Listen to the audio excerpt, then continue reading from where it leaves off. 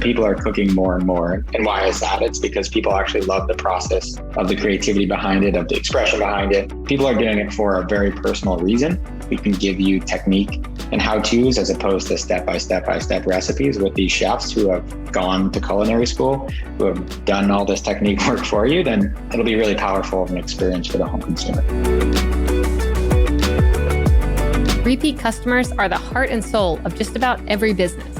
But when your product is something that you purchase maybe 2 or 3 times throughout your life, if it's a good one, how do you create a repeat experience that will sustain your company long term?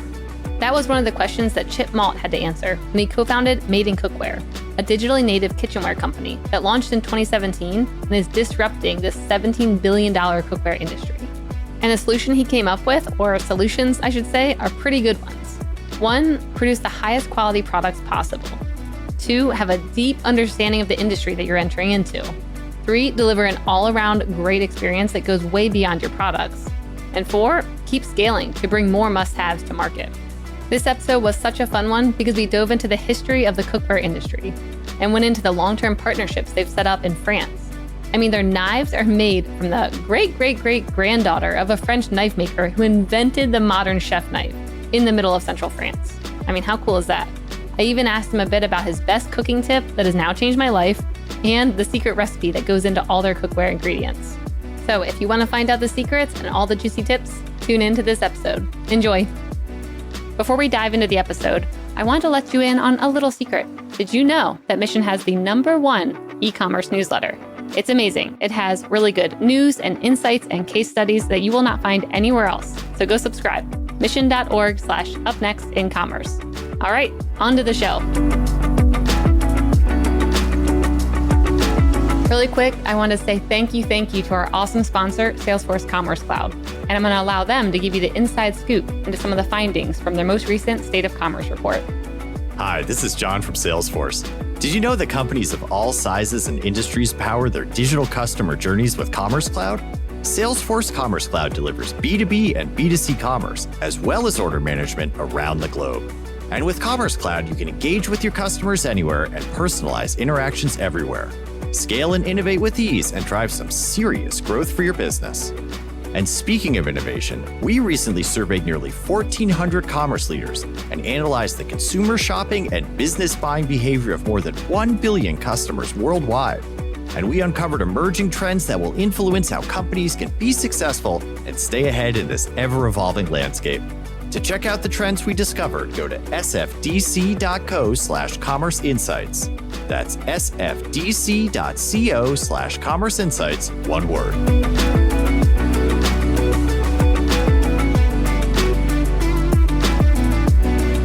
Welcome back to Up Next in Commerce. I'm your host, Stephanie Postles, CEO at mission.org. Today on the show, we have Chip Malt, the co-founder and CEO at Made In Cookware. Chip, welcome to the show. Awesome. Thanks for having me, Stephanie. Yeah, I'm really excited to have you here. I might not be the biggest chef, but I feel like I'm still down to talk all things cookware, and maybe you can train me up on what I should be doing, and I need all the help I can get. That's my caveat to start the show. Awesome. We're happy to do so. Yeah, I like that. So I want to hear, I want to dive into the background of Made In Cookware, because I think you have a super interesting story where, correct me if I'm wrong, you started and co-founded the company with a childhood best friend. And you guys have a lot of history in the industry with your family and family's family. And I would love to kind of dive deep into all that background before we get into the actual company of where it is today. Absolutely. So we started the company, or officially launched it in 2017. So we're just over 3 years old now, entering our 4th year. But really the story, began a long time before that, as you mentioned. My co-founder, Jake Kalick, he comes from a 100-year-old family that has an experience with cookware. So his great-grandfather in Boston, where we grew up, started a business that outfitted restaurants and hotels and their kitchens with everything from walk-in refrigerators to knives to cookware to a lot of stuff that we're selling today. So, he comes from almost 10 decades of experience in the cookware space, or his family does. And then Jake and I grew up together. We actually went to preschool together, and we were in the yellow and blue room together. And then we went to pre-kindergarten and went to a school that was the same all the way from pre-kindergarten through 12th grade when we left for college. So, our history goes back 28 years and we're 33. So almost to the beginning of when you can even start to remember. And we've been best friends ever since. And so it's been a pretty incredible journey. Like we've been able to mesh his background, his family's background, his family's history kind of into our childhood friendship, into a business, and have fun doing it. So it's been a pretty cool journey so far. Yeah. Were there ever points when you guys kind of like veered apart, came back together? And like, when did you know or even think like, oh, we should do something together?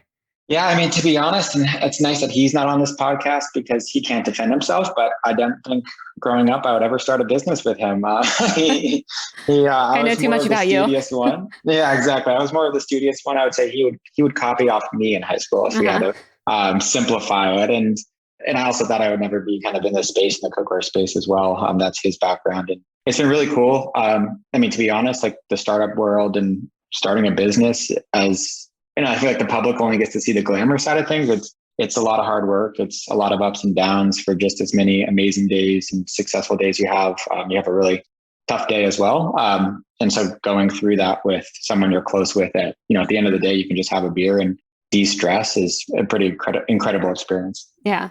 So when taking best practices and lessons from maybe like his family history and how they've been doing things, what did that feel like, kind of taking this company and maybe bringing in new practices and new ideas? Was there any bit of like a struggle behind that where they're like, no, we've done this for 100 years. We know what we're doing. Like, come on, Chip, just follow the lead. No, we get that a lot. I mean, at some point or at some level, we are cutting out his family business. I mean, his family is a distributor. They take, some of the incumbents we're competing with now, and then they sell them to restaurants and act as the middleman. And, e-commerce and direct to consumer in general is a cut out the middleman strategy. And so his family's been nothing but supportive. They're super happy we're maintaining the history into something new and just evolving it into the way that the world is moving. And so they've been awesome. I mean, his family and his knowledge of just the product in the industry has been absolutely crucial in us starting the business. I mean, when we walk into a kitchen and we're talking to a Grant Achatz, who, is one of the best chefs in the world, he's able to talk about BTUs of the burner that Grant's using and the oven and why it's better. And he's able to talk the talk. And it really gives us an air of authenticity and an air of just immediate warmth when we have, the food in general is a very relationship driven business. It adds a lot of credibility when we're approaching partners. Yeah. So how did you I saw that you're in like crazy restaurants, like really big ones, top chefs use you guys. How did you even get in the door of those people? Because to me, I think like you can be, really smart around the product stuff and why you need it. Like you're talking about the BTUs of the burner and all this stuff. Like you can have that, but if you can't even get your foot in the door or get in front of those people, you're kind of like, you can't really go anywhere. So how did you guys make those relationships and get in there? Yeah, I would love to tell you that, we sat in a boardroom and whiteboarded out the perfect strategy and absolutely nailed it off the bat, but that was clearly not the case and was not how it played out. I mean, the way the company came about and kind of taking a step back, like what we do is we sell kitchen goods, so knives, cookware, multi-clad stainless steel, carbon steel frying pans, down to wine glasses and tabletop items, and really anything to outfit a new kitchen you're walking into. Like Made In will provide that. Our ethos to start was, in our launching hypothesis, was that food is so emotional. Like people are spending so much money going to a Whole Foods or a farmer's market and getting super excited about a marbled grass-fed steak from a local rancher who, is 30 miles away and it's beautiful cut. And then they're coming home and they're cooking it on a frying pan that's a hand-me-down that they couldn't even name the brand of, and it's ruining that steak. And so there was this behavioral disconnect of the beginning part of the process and all the care that went into it with the actual cooking at the end of the day, which was delivering the final product. And so we wanted to make people care about their cookware in an emotional way as much as they did the ingredient they were grabbing at the farmer's market. And for us, that was meshing Jake's family history, that 100-year-old family history, with the craftsmanship approach of the manufacturers and partners that we work with. Our knives are made from the great-great-great-granddaughter of a French knife maker who invented the modern chef knife in the middle of central France. This area is the birthplace of cutlery. It has so much deep history, and you walk through and everything about this town is dedicated around knives. There are still the old factories with the old windmills that would power the old forges. And it's just like pure and center all knives. And what we wanted to do was make a product and go back to that kind of source and resource and tell that story so that when you pull the knife out to cut the steak that you just fell in love with, you also know that all the craftsmanship and all the story that went into that knives. And so it was this approach of blending love and care on both sides, product to ingredient. And so that was the launch approach. And, we carry that ethos through all our product lines. Our bakeware we just launched is from a proprietary recipe that's over 200 years old from the center of France as well. And that's what carries through every single product we make. That actually attracted all these partners. So most stuff in our industry comes off of abode overseas in Asia, and is kind of nameless and faceless, and has a name printed on it. Kind of all looks the same, and no one was putting this time and attention and care into the supply chain portion. And as soon as that happened, Tom Colicchio approached us and he said, "I've been working in this industry for decades, waiting for a company like you guys to come along. I want to partner with you guys." And he invested in us.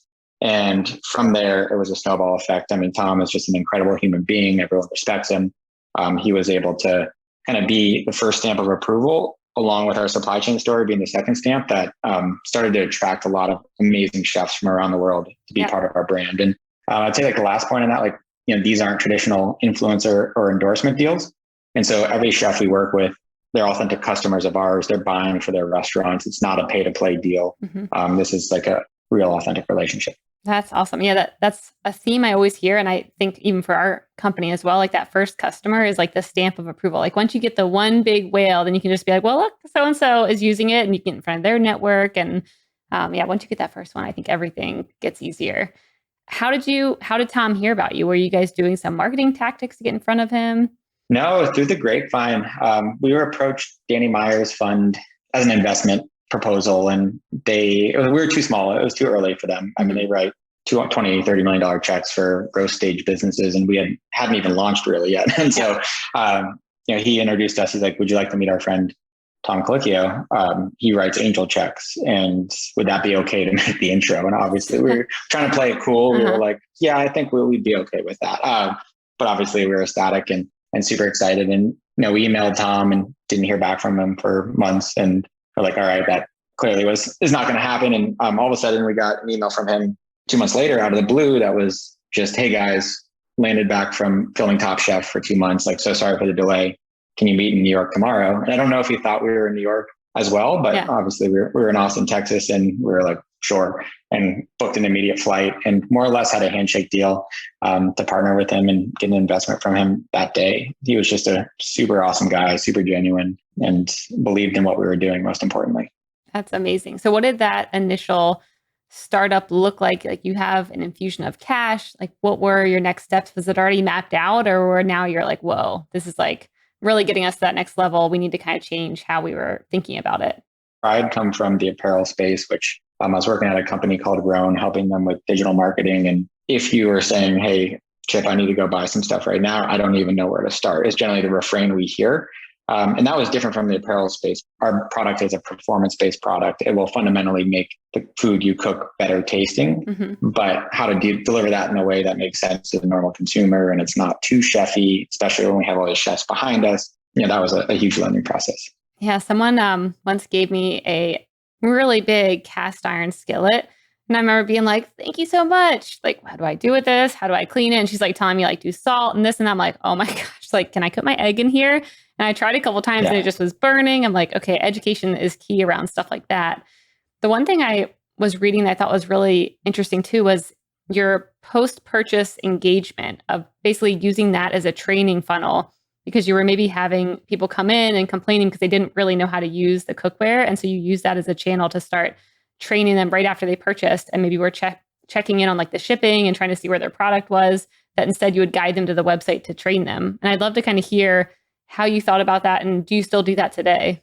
Yeah, I mean, we're very lucky in the sense that we have some of the best chefs in the world that are, again, our authentic partners and using our cookware. And so, we thought a lot about, and we sat back, and, we're lucky enough that because we work with these people, we were able to go into a restaurant and the chefs generally come out and explain exactly how they made the dish they're serving us. And, this like very personal experience that heightens the entire enjoyment of going to that restaurant. And, so we're sitting there and like, we actually kind of have a duty as a company. We have this entire group of chef partners and this entire group of home consumers to be the bridge between those. So everyone else can have that experience, right? And heighten their enjoyment of the use of the products. And so we work with these chefs. Grant Achatz kind of just taught us how to make an omelet. And, he's known for this like crazy molecular gastronomy, but actually Grant Achatz grew up cooking in his parents' diner, making eggs. And, now he can do it the best in the world. And so,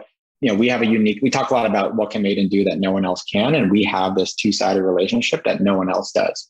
And so how can we bridge that gap between the consumer and the chef in a way that really values and adds value to the consumer's process? And to us, that's education. So, you buy a carbon steel frying pan or you buy a piece of bakeware, Nancy Silverton, the best baker in the world, is going to give you a recipe to enjoy that product. If you buy carbon steel, as you said, carbon steel to us is a better cast iron, but there's a learning curve. The chef from Jimsy in New York is going to teach you how to season it, teaching you how to, like, what the hell that salt thing that the person was talking about, what that is and how to use it. Yeah. And that's coming from a real expert in the space. Oh, that's a really unique and interesting strategy. I mean, you're kind of using the chefs as your influencers to train. And I feel like a lot of these chefs know how to speak in a language that'll connect with me. So you don't really have to be like, wait, you're going to, intense here. Like, let's dumb it down a bit. It seems like a lot of the best chefs have learned how to be the, what's that one? Like the Chef Ramsay's of the world, or there's another one I follow that's really good too on Instagram. Anyways, he does things in a way where I'm like, I can do that. Like, and it's just like, it's only 5 steps. It looks beautiful, but here's like the, 2 things that'll really take it to the next level. Yeah. And Tom Colicchio and my co-founder, Jake, I mean, they both have the same philosophy, which is that you really get to enjoy cooking once you can just do the fundamentals. Like as soon as you break free of the recipe, you can actually start to enjoy the creative process for it. And we talk about that a lot too, right? It's like, it's never been easier to order Uber Eats and have any meal you want delivered to your door within 40 minutes at a pretty good price, but people are cooking more and more. And why is that? It's because people actually love the process of the creativity behind it, of the expression behind it, of just like the sense of accomplishment, or people do it to de-stress, or they're doing it for a specific diet. Like people are doing it for a very personal reason. And if we can give them the fundamentals of, hey, this is just the technique of how to sear a steak. And so we've taken that to heart as well. If we can give you technique and how-tos as opposed to step-by-step recipes with these chefs who have gone to culinary school, who have done all this technique work for you, then it'll be really powerful of an experience for the home consumer. What are a few of like the top maybe cooking tips or tricks where you're like, once I learned this one thing, it changed my whole worldview on cooking? Yeah, definitely heat control. I think that is where most home cooks get in trouble.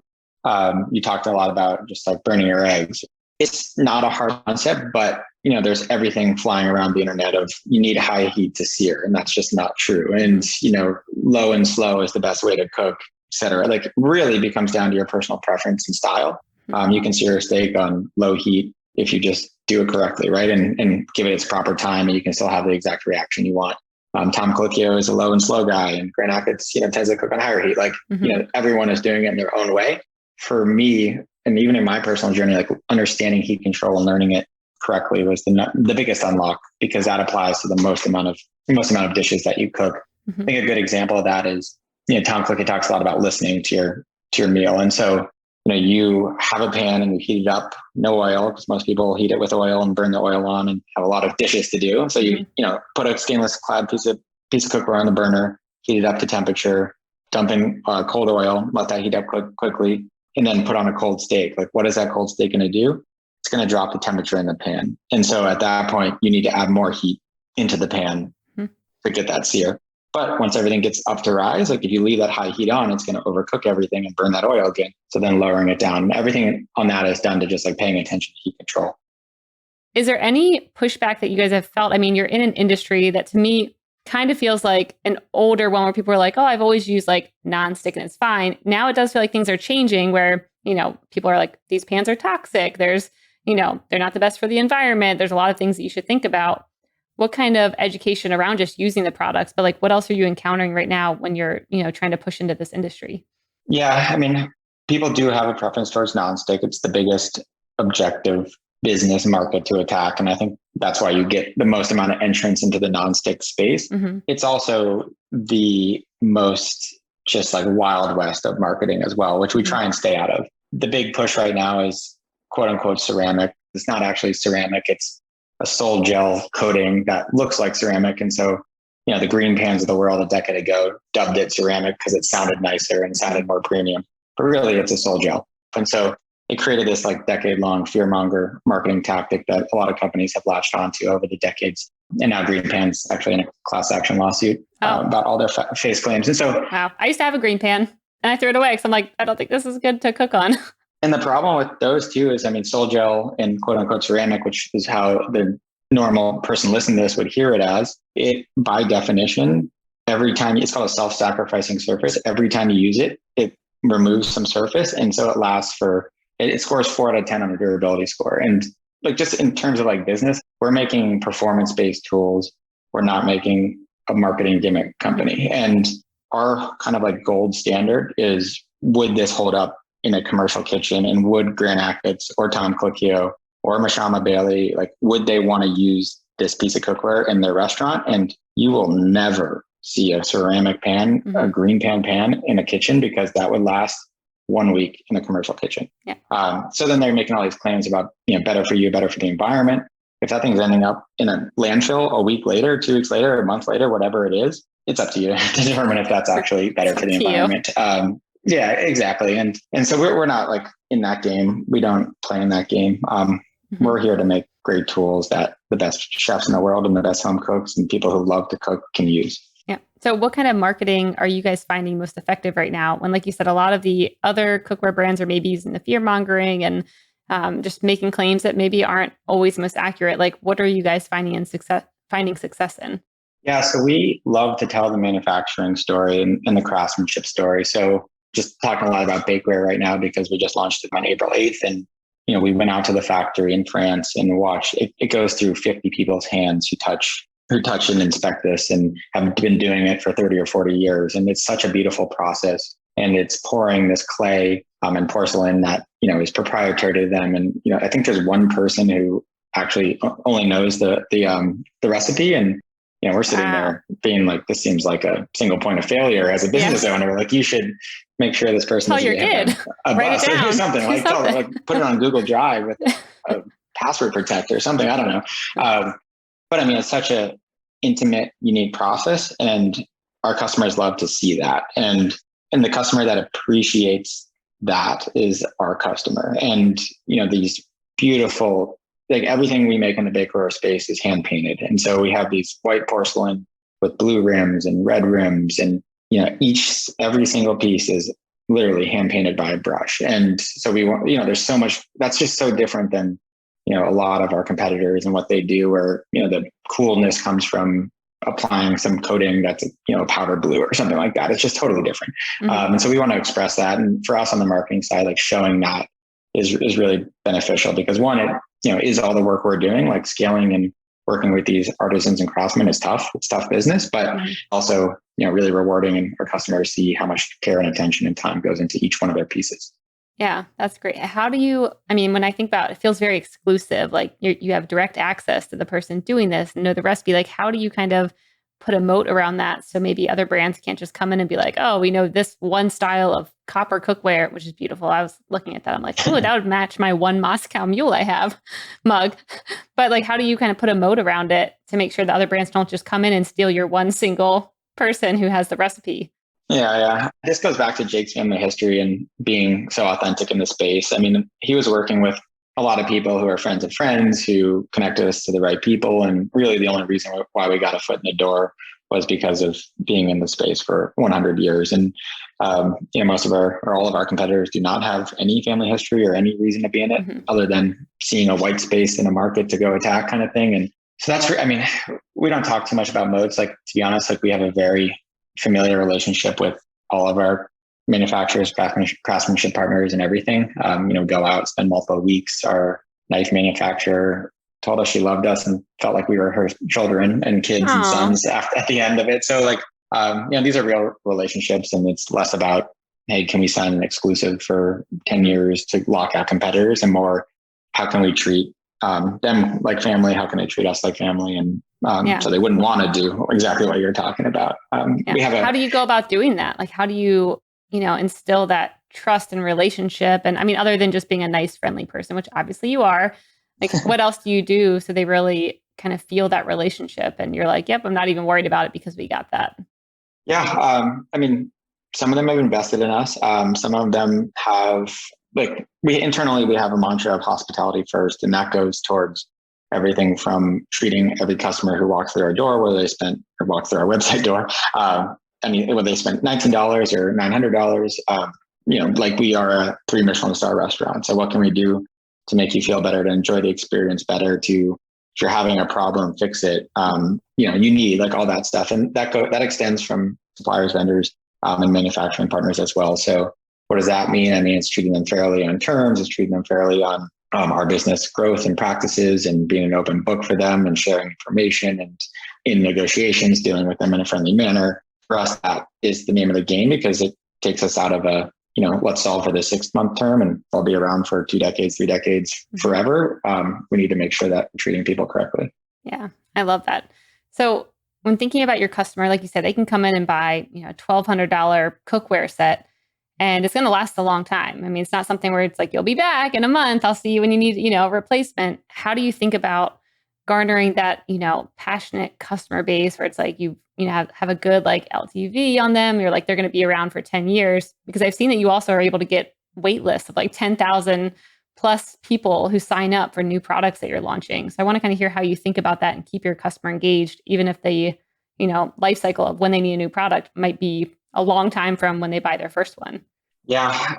So we've been fortunate enough to have really strong cohort and repeat customer behavior. And so our early, we're only 3 years old at this point. Our earliest cohorts have repeated over kind of on a blended average over 100%. So, industry average is 20%. Yeah. 5x industry average. And it's, again, in a product category that, as you mentioned, our product should last you your entire life. And so it's something we had to solve for and think about. Our first belief is that product quality is the biggest driver of longevity and happiness and cohort behavior. So if your product stinks and you're the best marketer in the world, that's a short-term game. What really, you can have actually a subpar experience with an amazing product, and that's actually the better trade. Again, we try to solve for a great experience with a great product, but if we have only one chip to put it in, we would always put it into the product category, because we believe that is what drives behavior. And so when we're going out, and one of our early investors and main investors had a really great point, which was, you don't know how someone's going to find you. It could be a blog article about some tail SKU that you just launched because, a cutting board, it's not a core SKU, but if that is their first experience with Made In, they are going to believe that everything else is like that cutting board. Right. And so everything you launch needs to be a great experience if that is their first product they've ever bought. So don't launch tail SKUs that aren't up to the quality standards that you want, that don't have the manufacturing and craftsmanship story that you want, that don't have a good unboxing experience. We've taken that to heart, because I think you see a lot of e-commerce companies just launch a whole bunch of stuff really quickly without that thought and intention behind it. And again, you don't know how people are going to find you. You're going to Parachute Home and you need a candle. If that candle doesn't come in an amazing box that represents the Parachute Home brand well, then you're probably not going to come back and buy their sheets. And so, when we think about our product line and our offerings and cohort behavior and LTV, to answer your question, it all starts with product experience and product quality. And then again, that hospitality first mantra, treating our customers correctly, giving them customer service if they need it, and that will drive long-term behavior. Yeah. Oh, that's great. Because I think, like you said, a lot of brands do think about, what are the loss leaders that you can put out there and just kind of get people in the door, the quick hits. And like you said, I mean, I've bought many things for the first time, starting off with smaller price points just to see, dabble in it a bit, see what it's like, and then being like, nope, I'm so glad I didn't buy that expensive $100 item because I just bought a bracelet for $10 and it was horrible. And yes, it was $10, but I'm still mad about it. Yeah. When I was at the apparel company, I was running analytics for them. We did a lot of basket cart analysis on which product, taking everyone's first cart and dicing out the SKUs that made up that first cart, and then which of those SKUs led to the second carts. And we kind of found an interesting mantra, which we've taken to heart, which was the lowest price point product of the most premium category was included in the most baskets that drove the highest repeat. And to your point, exactly on that, it was people who were trying to figure out, hey, is this material worth this extra amount of money I'm about to spend on it? I'm going to test that out by the cheapest one in that category. And so, it was kind of that product that we hadn't spent a lot of time and attention on.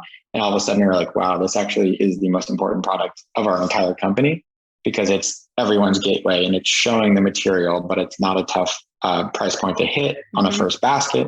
And if we can show well on this first basket with this product, then they'll be great customers over the long term. And I think exactly what you mentioned is interesting. That's a good one. I mean, it makes you think about maybe adjusting margins on that first, lower priced item, give it higher quality, lower your margins if you need to keep that price lower, get them in the door. And then, they'll probably go up from there when they have like a really good experience with that cheaper item. I don't know if a lot of brands do that though. So when developing new product lines, I mean, you're talking about the quality piece of it, but like how quickly can you guys develop products, or are you more, slow pace? Like we just want to make sure it's perfect and it could take us a year to come up with a new product line because we're, working with these artisans in France or knife makers or whatever you're doing?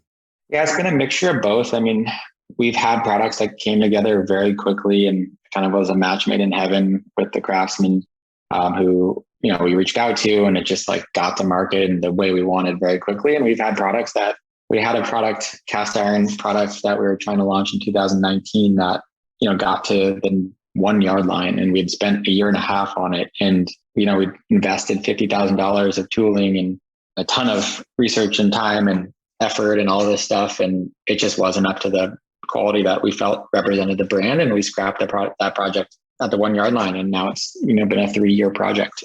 I'd say it's very variable. We are very aware that once we put that product out, it reflects on the rest of the products. And so if we put out a bad line and doesn't carry the same quality and care and attention that the rest of our line does, it could reflect on, are they doing everything else half-assed as well?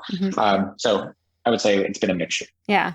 How do you ensure that you're going to have enough inventory, especially when it's being handcrafted? I mean, we've had quite a few people on the show who have kind of similar stories around, like we had a yellow leaf hammocks on in the early days, and the women in the villages there were the ones making the hammocks. And of course that can kind of cause, maybe sometimes supply issues. And like, how do you even plan for that when it's like, well, this is one person's recipe and there's 50 people who are touching this product to get it out there. And maybe Joe got sick, so there goes his recipe for a week. Like we don't know how to create it anymore. Like, how do you even plan when it's so, custom, I guess? Yeah. I mean, to be honest, that's been one of the biggest challenges of this business is our unique moat and value prop, and everything is also the biggest challenge of the business. And I think those naturally go hand in hand together, but you hit the nail on the head. I mean, it's about finding these craftsmen and make these amazing products, and they've never seen a company scale 5x year over year. They've never seen a company go this fast and attack the market in this way. And so it's about, again, going back to being good partners with them, sharing multi-year forecasts, helping them invest in new tooling and new lines and things like that, and working with them directly. It's a huge challenge. But, we've seen companies who get to this point and then take it and move everything to an automation facility and kind of hurt everything that they built in the first place. And so we're not doing that. It's more about being great partners and figuring out the challenges with those partners. Cool. So when it comes to like an e-commerce perspective, I liked your example earlier about, how to think about certain metrics and what you used to analyze. What are some other things maybe you pulled in from your past marketing experience into this business where you're like, we've always relied on these principles, or I always look at these metrics every day to make sure everything's going okay? Yeah, we look at star ratings by product line. Those are obviously very important for us. It's, what is the benefit of e-commerce? I mean, early days, it was the cut out the middleman story. That's kind of gone away. And now it's, okay, direct relationship with our customer, one-to-one management of that relationship. And we believe more of that mantra, right? And we always say at the end of the day, when you buy something from Williams-Sonoma and you walk out of that store, you're never going to hear from that salesperson ever again. Your relationship with Williams-Sonoma and that salesperson who just spent half hour with you is over. For us, it always begins at the time of purchase. They bought from us. We now have a direct line to them. We can provide them content. We can provide them customer service. Like that, our relationship is just beginning. And a lot of that goes into product reviews. A lot of that goes into monitoring return rates and how many customers exchange or return products. And for us, that's a proxy for product quality. And then cohort behavior is a huge one as well. And those three together kind of give us an idea of how the product into customers viewing the company kind of full circle is trending. And those are probably the three we focused on most. Yeah. What are some of the behaviors that you're looking for when you say that cohort behavior is one of the biggest ones? Like, what are you guys looking for, and how would you adjust it if it's not going the way that you want? Yeah. I mean, so cohort behavior, you're looking for trends kind of up and to the right. And home space. When we launched in the home space, people are always like, what we tend to see in this space is a diminishing marginal curve on cohort behavior. So after they've kind of bought all the things from you, then they don't ever come back again. So you see, cohort behavior 1 to 6 months, kinking up to the right, and then 6 to 12, a little bit less, and then flat from 12 on or whatever it is. Right. And so we wanted to make sure that we didn't follow that trend, because that meant, all right, we no longer have a relationship after 12 months, just out of an example, with that customer. And so what can we do to maintain that customer within our relationship, and what can we do to provide value to them? Whether that's content and recipes and how to use things better, whether that's new products. So again, we've launched, we started with just stainless glass cookware. We've launched carbon steel cookware, knives, wine glasses, plates, silverware, copper, bakeware, all from these like amazing facilities and stories. If we can treat them right in the beginning, then obviously they'll continue to support us throughout that journey. Yeah. What's some of the most engaging content? Is it the educational stuff? Is it the stories around the artisans making the product? Like, what really pulls people in and then keeps them coming, not just like a one-off hit of like, oh, that was heartwarming, like I like that, and then you don't see them anymore? What keeps them there long term? Definitely the manufacturing craftsmanship stories. Those get the highest feedback and results from us. I mean, to your point on inventory being an issue for companies like ours, like have that be a portion of it, and then have that portion go through a pandemic where demand is increasing and manufacturers are closed in Europe for months because of COVID outbreaks. Like it creates a tough dynamic. And around those stories, we generally heard the refrain of, I don't care when this stuff comes to me, just make it in the right way. And I think what these videos and this content does is show you that we are making it in the right way. It's not like we're delivering, medication that needs to be, if you don't have your oval baker on Monday, like you're not going to be too upset about it. Like obviously we're striving for best in class delivery and fulfillment and have a great team who does so. But, we're not delivering life needed items. We are delivering craft products that are going to last you a lifetime. And if that takes an extra week, like by showing people that the care and attention that goes into it, they generally have that refrain of, do it the right way and get it to me when you can. Yep. I definitely feel that. How do you feel about being shown up in marketplaces or Amazon? Or, I mean, I know there's a couple like artisan marketplaces where they highlight some of the best products. What are your thoughts on, to me, letting someone else tell your story, or even on Amazon, you can only tell it in a certain way. How are you guys approaching that? Yeah, Amazon's interesting because I think the mentality on Amazon has shifted a bunch over the last 5 years. The e-commerce space in general, 5 years ago, I think would have said, no way, Amazon dilutes my brand. Amazon doesn't let me tell my story. It's going to cannibalize all the marketing efforts I'm doing over here. I think you're largely seeing a shift away from that mentality and brands racing towards displaying on Amazon. I don't think it means Amazon is still doing a great job of letting brands tell their story. To me, it's still a search engine, and people tend to not get to the brand page ever. So I don't think it's necessarily an Amazon win, and that they're helping perpetuate all this effort, and people are growing these brands to get scale and need to find that incremental sales and where else to go, but wholesale on Amazon. So Amazon's been interesting. I mean, we're not on Amazon. Almost 100% of our sales come through our own .com. So we're not really on marketplaces either. In general, we have a kind of anti-view on all of those. I'm not saying that will be forever. Like again, each channel has diminishing returns at some sort of scale. Fortunately, we're not at that point, but yeah, we tend to like to tell our own stories and craft a message and own the relationship and provide the value to the customer.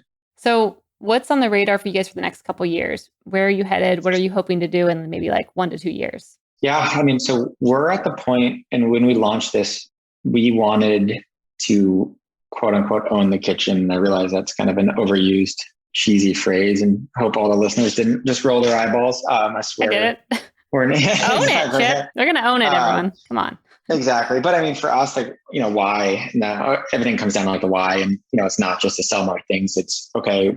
People like the home, our kitchen is part of the home, and people like aesthetic congruency within their home. And so it doesn't make sense to have a different bakeware company versus different knives versus different cookware and pull those all out. And now you're serving them all on a table to a dinner party, and they all look different. And it's, not a reflection of what you're trying to do for your home, which again is very personal to you. And so with the launch of bakeware, we're actually at the point right now where if you're moving into a new home, you're outfitting this place, you can buy almost every main vertical you need off of Made In Cookware.com. And it can all show up in one box and it can look the same and it can feel like it's part of the same system. You don't have to go research. Do I want, all clad versus made in cookware? Like you don't have to do 500 different pieces of research. It's a seamless process for you to do so. And so that was kind of our main brand goal.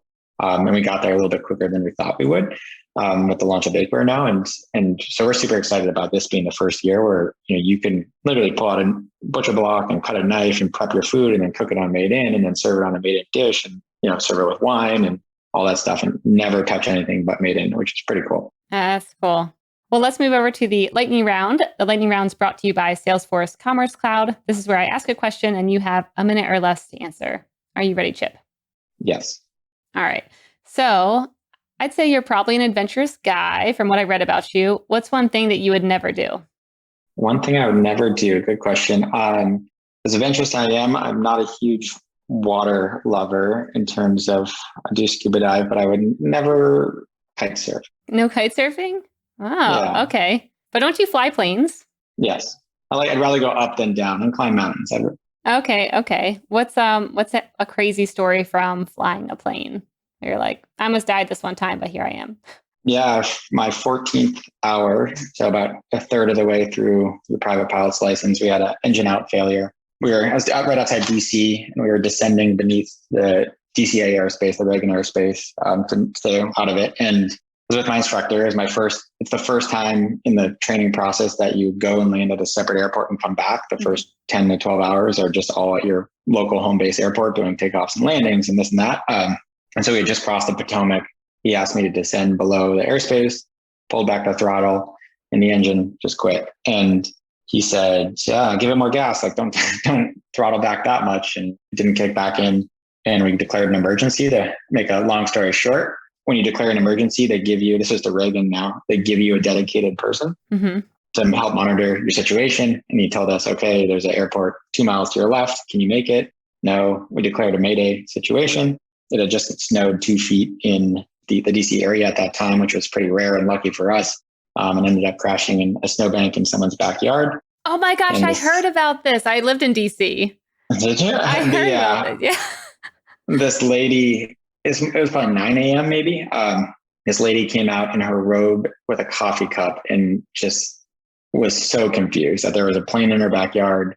And we were sitting there like kind of dancing because like, we made it. Yeah, like we did this. Like we were safe. Gosh. It was definitely one of the crazier experiences in my life. Wow. What year was that? 2009 or 10. Okay. Yeah. Cause I'm like, I remember when I lived in Potomac area and I remember hearing about this and I don't know if it was you or not, but I remember a plane landing in someone's backyard and it was like a whole in the newspaper for like a week. So maybe it was you. That's cool. So you've done 4 of the 7 summits. Which one's been your favorite and why? Denali, Alaska was by far the most wild experience. That's the only one that's totally unassisted. No porters, no mules, no anything. You take a plane that lands on a glacier with your backpack and a sled, and they say see you in 14 to 21 days. It was also the toughest. I mean, that is 120-pound packs over 14 to 20 days. We got stuck. So we actually were making amazing time. We got up to the 14,000 foot camp. The mountain's about 21,000. So it's your last major camp before doing the ascent. And about 10 days of negative 40-degree weather came in. And so we were stuck there. And it was kind of a weird experience because the days were sunny and nice, but it was absolutely freezing. And anyone who left the camp, 100% of them got frostbite and had to be evacuated. And so we sat there. We were kind of running out of food. We got to the last day of food and things opened back up and we did a rapid ascent and summited on kind of the last day we were able to. But I mean, you're out there in the wilderness. It's absolutely stunning and beautiful. You're kind of with yourself. It's quite a different experience than some of the others, which are a lot of tour groups, a lot of assistance, a lot quicker. So it was a wild experience. That's cool. I mean, below 40. Wow. No thanks. And funny story is the kid who I shared a tent with, Chad, he was a friend from earlier, but he was working at Walmart e-commerce at the time.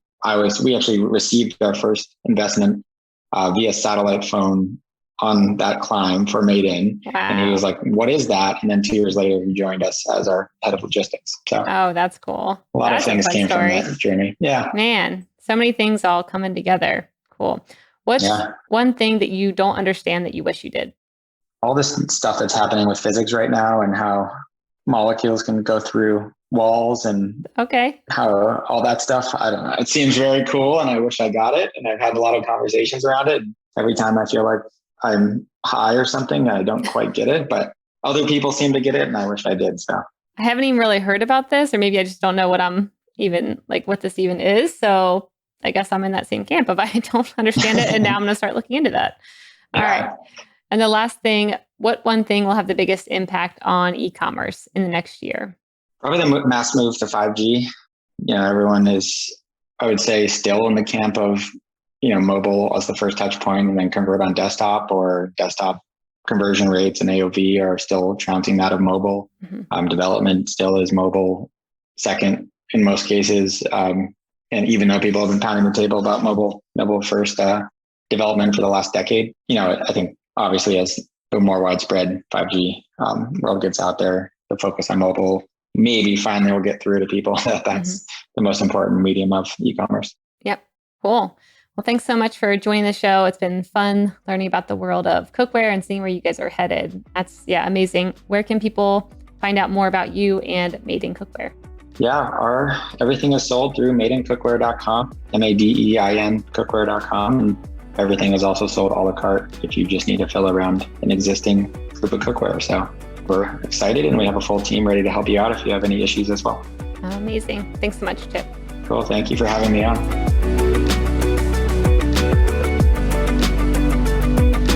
Hey everyone, I hope you enjoyed this episode. If you did, you'll probably also love our e-commerce newsletter. To get it delivered straight to your inbox every week, sign up at mission.org/upnextincommerce.